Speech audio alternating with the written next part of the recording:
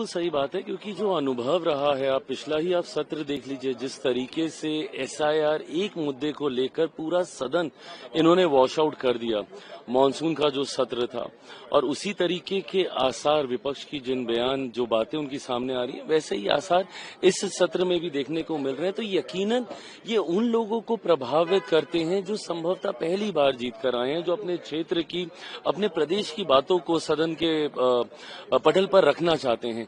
ऐसे में उनको आगे बढ़ने का मौका नहीं मिलता है। तो प्रधानमंत्री जी की ये चिंता बिल्कुल वाजिब है, बिल्कुल सही है। मैं भी जब पहली बार का सांसद बनकर आया था 2014 में, तो ये बातें मुझे तकलीफ देती थी कि यही 5 साल है मेरे पास अपनी बातों को, अपनी प्रतिभा को, अपनी क्षमता को सदन के माध्यम से अपने क्षेत्र, अपने प्रदेश तक पहुंचाने का, बट वो मौका भी जब आपको नहीं दिया जाता है तो यकीनन ये चिंता का विषय बनता है। मुझे लगता है कलेक्टिवली ये सबकी जिम्मेदारी है। हम लोग एज सरकार पूरी तरीके से तैयार हैं। विपक्ष जिस विषय पे चर्चा करना चाहे उस पर बातचीत कर हम लोग जरूर हर विषय पर हम लोग चर्चा करेंगे, बट विपक्ष की भी जिम्मेदारी बनती है कि कम से कम सदन की गरिमा को बनाए रखें और सत्र चलने दें। विपक्ष का साफ तौर पर कहना है कि बिहार में वोटों की खरीद हुई, वोट काटे गए एसआईआर के माध्यम से, इलेक्शन कमीशन सरकार मिली हुई है, ये एक बहुत बड़ा आरोप है। विपक्ष जब तक सिर्फ और सिर्फ बहानेबाजी करता रहेगा, कभी ये लोग वापस रिवाइव नहीं कर पाएंगे।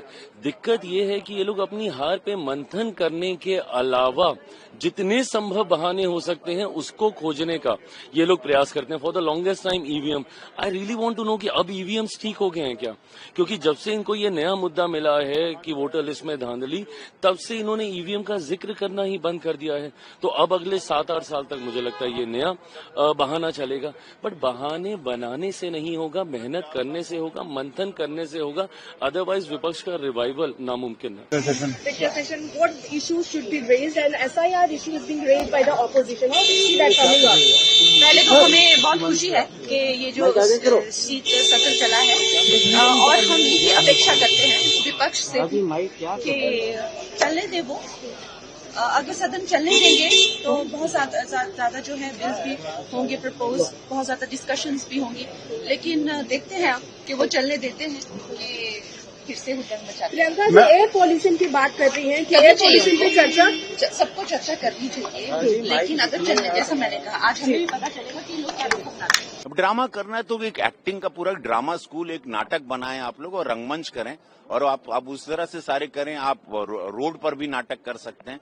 ये जगह जनता का पैसा लगता है, हजारों करोड़ रुपए खर्च होते हैं यहाँ पर डे। यहाँ आपके नाटक ना करें, हार गए एक्सेप्ट करें, हारे, अपनी हार पर चिंतन करें, बाउंस बैक करने की बात करें। कुछ नहीं तो प्रधानमंत्री जी के बाद आधे घंटे की सब लोग विपक्ष जाके क्लास ले और जीवन बदल जाएगा। मैं गारंटी के साथ कहता हूँ, हमारा जीवन बदला, हम सभी न्यू कमर का जीवन बदला। लेकिन विपक्ष तो लगातार ये कह रहे हैं कि एसआईआर का मुद्दा उठाएंगे, इलेक्शन कमीशन और सरकार मिली हुई है, वोट काटे गए हैं, यही वजह। ये सब झूठ है भाई। आतंकवादी यहाँ पे रह रहा है, घुसपैठिया यहाँ रह रहा है, बांग्लादेशी यहाँ रह रहा है, रोहिंग्या यहाँ रह रहा है।